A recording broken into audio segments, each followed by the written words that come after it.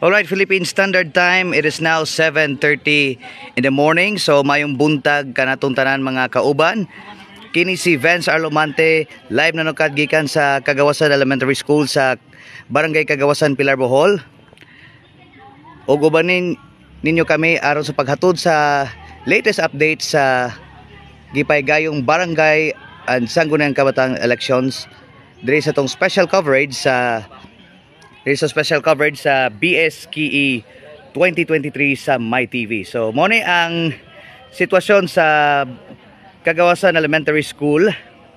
Hayag ang adlaw diri sa kung nahimutangan karon. It's a sunny day here. O makita diri sa tong monitor nga naay nang gipila dire, but actually mga botante ni sila sa mao nga presinto.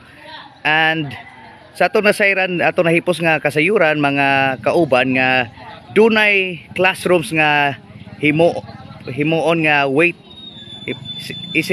waiting area samtang naghuwat pa sila o maghuwat pa mga botante nga muhuwat silang turno nga musulod sa presinto kung asa sila nasakop aron nga mubutar.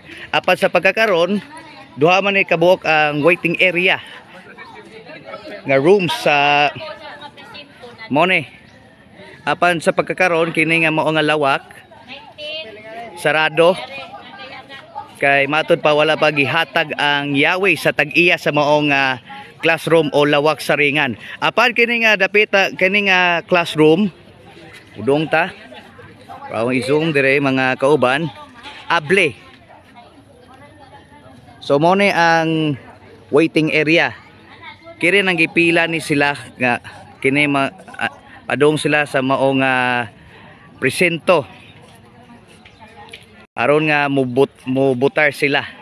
So sa ato na sayra dugang kasayuran wala tay emergency access polling place o espesyal nga polling place alang sa mga differently abled nga mga botante o mga sakop sa PWD, kato mga buntis o heavily pregnant o kato mga senior citizens. Apan matud pa sa Department of Education supervising official nga nadestinyo diri sa Kagawasan Elementary School sa gipaygayon nga election si Ma'am Debbie Lostre nga paunahon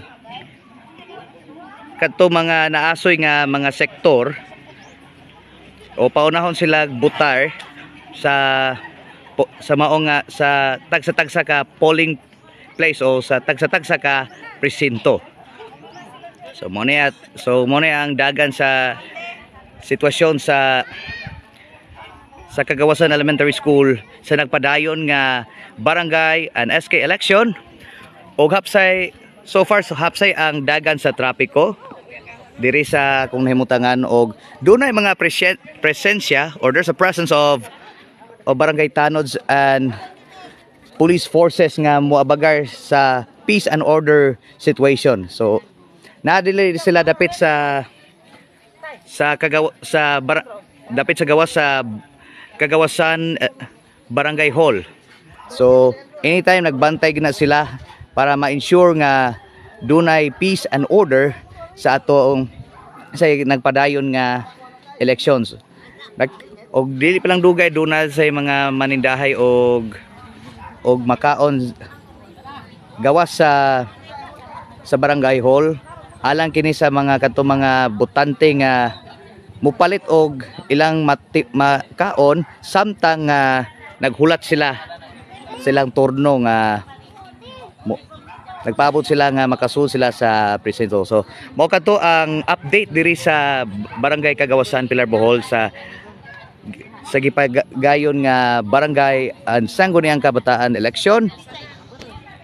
Daghang salamat sa pagtutok kaninyo sa ato ang live broadcast og matag karon ug unya matud kita sa mga latest updates sa BSKE pinagi sa Facebook page sa MyTV Cebu ug sa ubang social media platforms. Mga kauban, uban ta sa pagpakabana ug uban ta sa kalambuan.